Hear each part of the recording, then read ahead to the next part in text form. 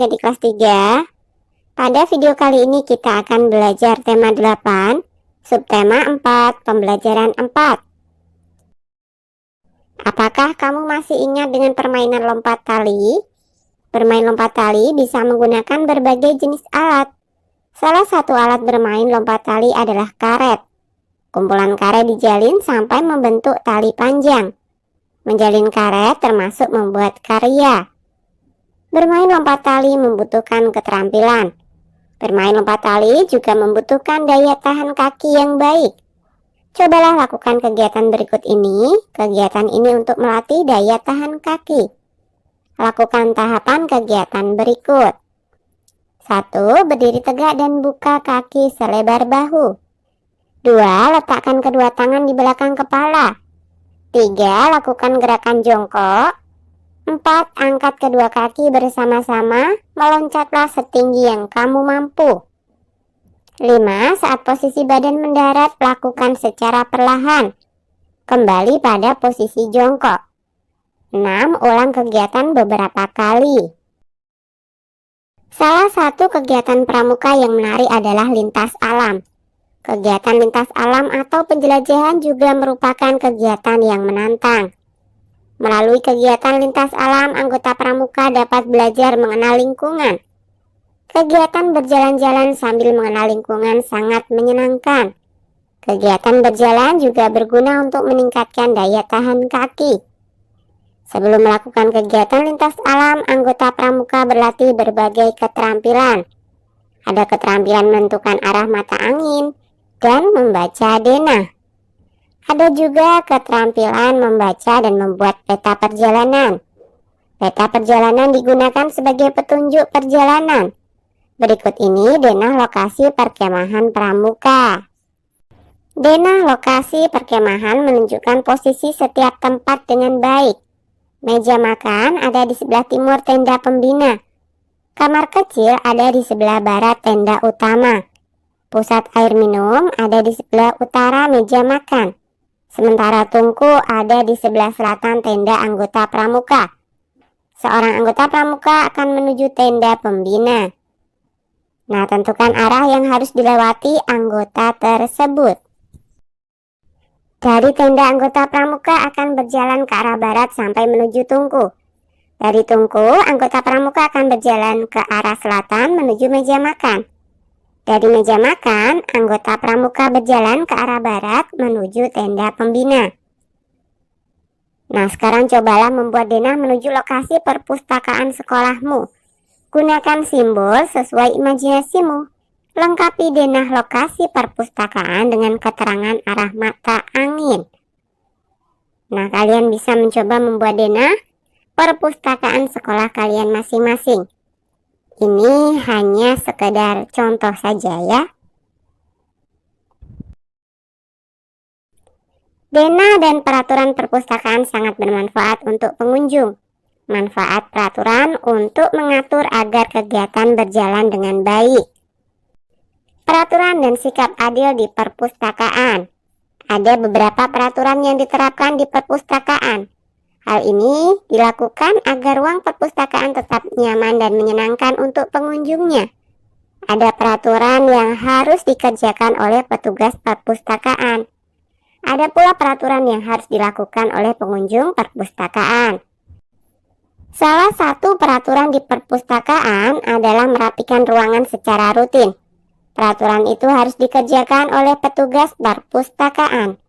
Saat merapikan ruangan, petugas perpustakaan memperhatikan arah mata angin. Petugas perpustakaan juga berkewajiban melayani pengunjung dengan baik. Untuk membuat perpustakaan nyaman, ada juga peraturan peminjaman buku. Petugas perpustakaan menetapkan batas waktu peminjaman. Jika ada kerusakan atau kehilangan, peminjam berkewajiban untuk memperbaiki atau mengganti. Aturan peminjaman buku dilakukan untuk keadilan. Aturan ditetapkan agar semua anggota perpustakaan mendapatkan kesempatan sama dalam meminjam buku. Memberikan kesempatan yang sama untuk semua anggota merupakan sikap adil. Bersikap adil termasuk pengamalan sila kelima Pancasila. Sila kelima berbunyi keadilan sosial bagi seluruh rakyat Indonesia. Sila kelima Pancasila diberi simbol padi dan kapas. Lambang padi dan kapas menunjukkan kekayaan yang dimiliki bangsa Indonesia.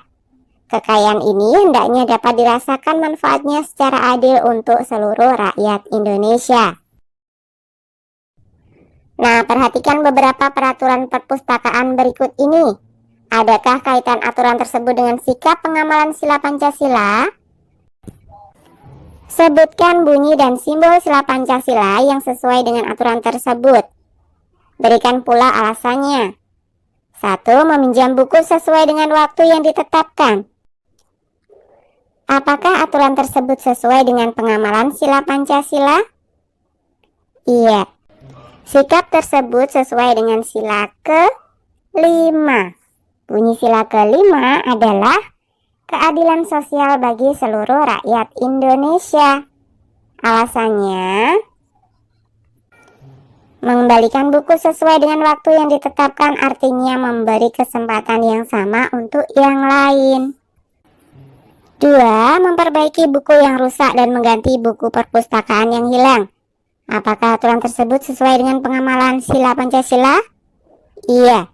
Sikap tersebut sesuai dengan sila ke-5. Bunyi sila ke-5 adalah keadilan sosial bagi seluruh rakyat Indonesia. Alasannya, mengganti buku yang rusak sama dengan memberi kesempatan yang sama kepada anggota perpustakaan lain. 3. Menjaga ketertiban selama berada di perpustakaan. Apakah aturan tersebut sesuai dengan pengamalan sila Pancasila? Ya. Sikap tersebut sesuai dengan sila ke-5. Bunyi sila ke-5 adalah keadilan sosial bagi seluruh rakyat Indonesia. Alasannya, menjaga ketertiban agar anggota perpustakaan lain dapat memanfaatkan perpustakaan dan dapat memberi kesempatan yang sama kepada anggota perpustakaan lain. 4. Ikut serta menjaga kebersihan perpustakaan dengan cara kerja bakti bersama anggota perpustakaan lainnya. Apakah aturan tersebut sesuai dengan pengamalan sila Pancasila? Ya. Sikap tersebut sesuai dengan sila ke-3. Bunyi sila ke-3 adalah Persatuan Indonesia. Alasannya, aturan tersebut ditetapkan agar semua anggota perpustakaan mematuhi peraturan yang ada. Apakah kamu pernah melakukan sikap adil terhadap keluarga? Buatlah cerita tentang sikap adil yang pernah kamu lakukan. Buatlah cerita dalam 3 paragraf. Tuliskan terlebih dahulu pikiran pokok dari setiap paragraf. 1. Keluargaku memegang prinsip adil di dalam maupun di luar rumah. 2. Aku dan adik diperlakukan adil. 3. Dengan melakukan sikap adil, keluarga kami sangat nyaman. Nah, sekarang tulis ceritamu berdasarkan pikiran pokok yang telah kamu tentukan. Ingat ya, ini tadi hanya sekedar contoh. Keluargaku memegang prinsip adil di dalam maupun di luar rumah. Ayahku pernah berkata bahwa adil adalah hak setiap orang, sehingga ayah dan ibu tidak akan pilih kasih hanya karena aku lebih tua dan lebih besar dari adikku. Aku dan adikku diperlakukan adil. Contoh dalam kegiatan sehari-hari adalah pemberian tugas rumah. Karena aku lebih kuat dari adikku, aku mendapatkan tugas seperti mencuci baju dan mengepel. Sedangkan tugas adikku lebih ringan karena dia masih berumur 7 tahun. Adik diberi tugas seperti mengelap meja makan dan menyapu. Dengan melakukan sikap adil, keluarga kami sangat nyaman. Sikap adil ini masih kami lakukan setiap hari. Pada video kali ini kita akan belajar tema 8, subtema 4, pembelajaran 5. Mengadakan kegiatan amal. Hari ini di perpustakaan SD Nusantara terlihat sangat ramai. Ada banyak anak-anak berkumpul di sana. Siti dan teman-teman sedang menerima sumbangan barang bekas. Barang bekas akan digunakan untuk kegiatan amal. SD Nusantara berencana mengadakan kegiatan penjualan barang bekas. Barang bekas tersebut harus masih bisa digunakan dan dijual dengan harga murah. Barang bekas dikumpulkan dari semua siswa SD Nusantara. Selain barang bekas, mereka juga mengumpulkan buku bekas. Buku bekas akan dikirimkan ke sekolah atau tempat yang membutuhkan. Siti dan teman-teman bekerja secara bergantian. Mereka mencatat dan mengumpulkan barang yang diterima. Mereka juga membantu mempersiapkan semua keperluan kegiatan amal dengan baik. Mereka juga selalu berdiskusi untuk mempersiapkan kegiatan agar berjalan dengan baik. Kegiatan berbagi dengan sesama yang membutuhkan merupakan kegiatan yang sangat baik. Kegiatan ini menunjukkan sikap kepedulian terhadap sesama, gotong royong, dan saling menolong.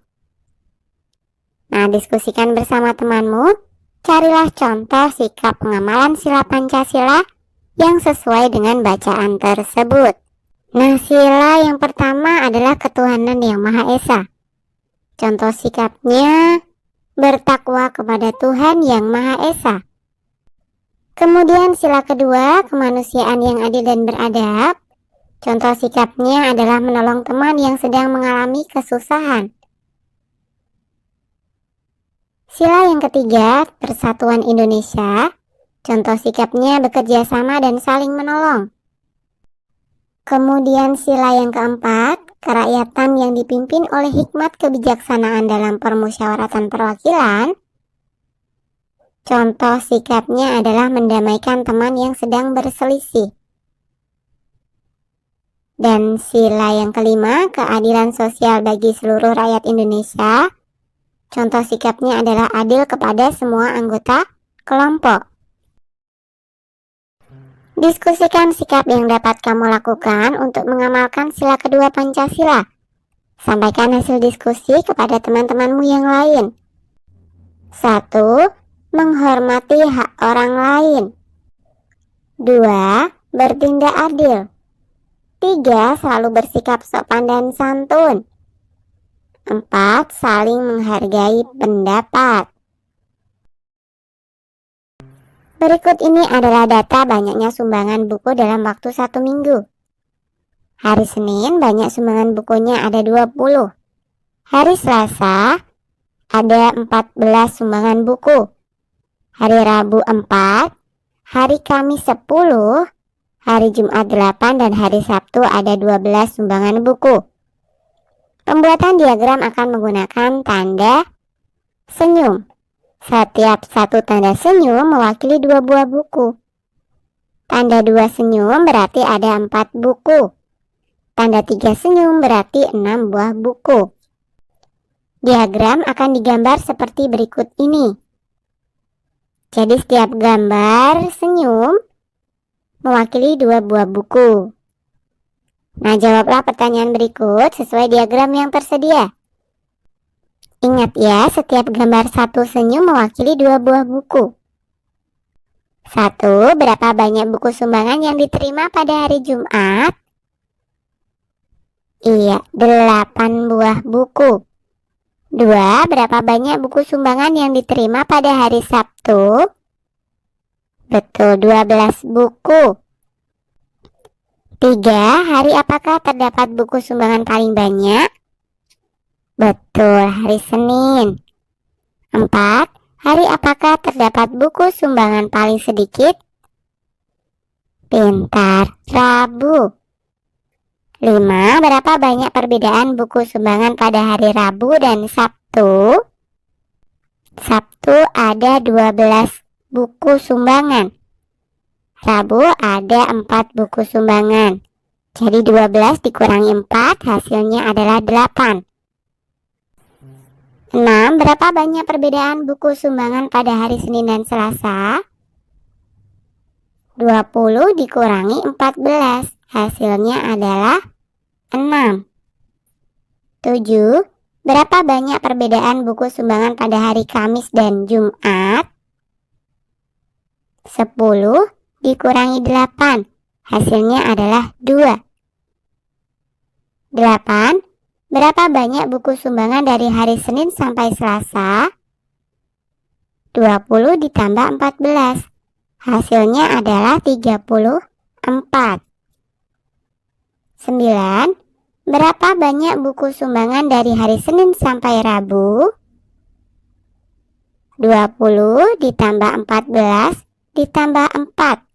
Hasilnya adalah 38. 10. Berapa banyak buku sumbangan dari Senin sampai Sabtu? 20 ditambah 14 ditambah 4 ditambah 10 ditambah 8 ditambah 12. Hasilnya adalah 68. Nah, buatlah diagram dengan menggunakan data berikut ini. Gunakan tanda bintang untuk mewakili setiap 5 orang. Jenis sumbangan yang diterima yang pertama adalah mainan bekas. Banyaknya penyumbang 15. Kemudian yang kedua sepatu bekas. Banyaknya adalah 35. 3 buku bekas. Banyak penyumbangnya 40. Dan yang terakhir baju bekas. Banyak penyumbangnya ada 55. Nah, tuliskan data dalam tabel berikut. Ingat ya, tanda 1 bintang untuk mewakili setiap 5 orang. Maka hasilnya adalah seperti ini. Yang mainan bekas, jumlah penyumbangnya adalah 15. Dibagi 5, maka ada 3 bintang. Kemudian sepatu, banyak penyumbangnya ada 35. Dibagi 5, hasilnya adalah 7. Jadi ada 7 bintang. Kemudian yang ketiga buku bekas. Banyak penyumbangnya ada 40. Kita bagi 5, hasilnya ada 8. Jadi ada 8 bintang. Kemudian baju bekas. Banyak penyumbangnya ada 55. Kita bagi 5, hasilnya adalah 11. Jadi ada 11 bintang. Bisa ya? Siti dan teman-teman berlatih membuat denah untuk lokasi kegiatan amal. Mereka berencana melaksanakan kegiatan di lapangan upacara. Ada 3 meja untuk menjual mainan bekas. Semua meja penjualan mainan bekas menghadap ke arah barat. Ada 3 meja untuk penjualan sepatu bekas. Semua meja penjualan sepatu bekas menghadap ke arah timur. Ada 4 meja untuk penjualan buku bekas. Semua meja penjualan buku bekas menghadap ke arah selatan. Ada 5 meja untuk penjualan baju bekas. Semua meja penjualan buku bekas menghadap ke arah utara. Nah, buatlah denah berdasarkan informasi tersebut. Maka hasilnya seperti ini ya. Nah, andaikan kegiatan tersebut dilakukan di sekolahmu, jelaskan beberapa hal berikut. Di mana kegiatan akan dilakukan, dan jelaskan arah perjalanan dari gerbang sekolah menuju tempat kegiatan amal. Nah, misalkan saja kegiatan akan dilakukan di halaman serbaguna dan lapangan sekolah. Untuk memasuki acara kegiatan amal, peserta yang datang memasuki sekolah melalui gerbang, lalu berbelok ke arah barat dan mengikuti petunjuk arah ke lapangan sekolah. Untuk pintu keluar, peserta bisa ke arah timur mengikuti arah pintu keluar acara. Oke, sampai di sini dulu video kali ini ya. Sampai jumpa. Pada video kali ini kita akan belajar tema 8, subtema 4, pembelajaran 6. Siti dan teman-teman memiliki semangat tinggi dalam berkarya. Mereka berkarya menciptakan lingkungan yang asri dan hijau. Siti dan teman-teman berencana mengadakan kegiatan penghijauan. Mereka menanam pohon di area sekolah dan lingkungan sekitar. Mereka memanfaatkan lahan kosong untuk ditanami. Kegiatan menanam pohon sangat bermanfaat untuk kesehatan lingkungan. Lingkungan menjadi lebih asri dan teduh. Udara sekitar pun akan menjadi lebih segar. Perhatikan denah taman bermain berikut ini. Pelajari cara membaca denah tersebut. Lalu tentukan area penghijauan yang paling tepat pada gambar denah tersebut. Nah, coba kita lihat ya. Ada tempat sampah, pedagang, seluncuran, tempat duduk, air mancur, jembatan, dan ayunan. Posisi seluncuran ada di A1. Posisi ayunan ada di A2. Posisi tempat duduk ada di A3. Nah, isilah titik-titik sesuai gambar taman bermain. Tentukan posisi sesuai contoh. 1. Posisi pedagang ada di B2. 2. Posisi jembatan ada di B3. 3. Posisi air mancur ada di C2. 4. Posisi tempat sampah ada di C1. 5. Misalkan akan ditanam pohon, lokasi yang bisa digunakan B1 dan C3. Sekarang perhatikan gambar denah berikut ini. Lengkapi denah dengan gambar sesuai keterangan. Keterangannya, posisi A1 terdapat tempat duduk anak-anak saat beristirahat. A1 berarti di sini ya, ada tempat duduknya.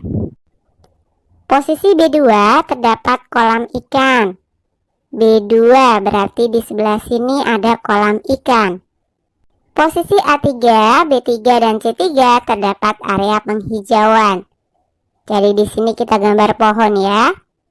Kemudian posisi C1 terdapat tempat sampah. Di sini ya. Ada banyak kegiatan yang dapat dilakukan untuk menjaga lingkungan. Salah satunya menanam pohon dan merawat tanaman. Selain itu, menjaga kebersihan lingkungan. Kegiatan tersebut membuat lingkungan tetap nyaman dan bersih.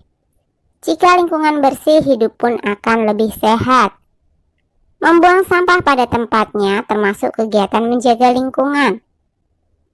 Ajaklah selalu teman-temanmu untuk membuang sampah pada tempatnya. Ajaklah untuk mengurangi penggunaan plastik. Plastik termasuk bahan yang sulit dihancurkan tanah. Ajaklah teman-temanmu ikut serta menanam tanaman di lingkungannya. Ajak pula untuk merawat tanaman tersebut. Mencintai lingkungan termasuk sikap pengamalan sila Pancasila. Peduli lingkungan berarti peduli dengan makhluk ciptaan Tuhan.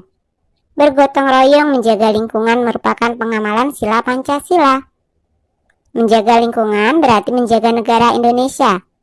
Menjaga kekayaan negara Indonesia dan menjaga rakyatnya.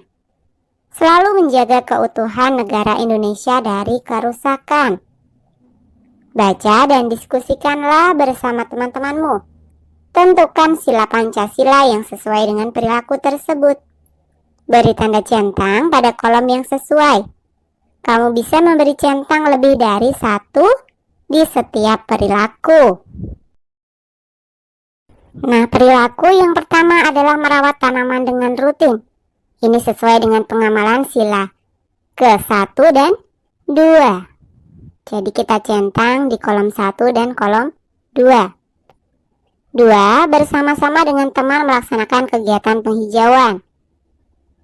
Ini sesuai dengan pengamalan sila ke-2 dan 3.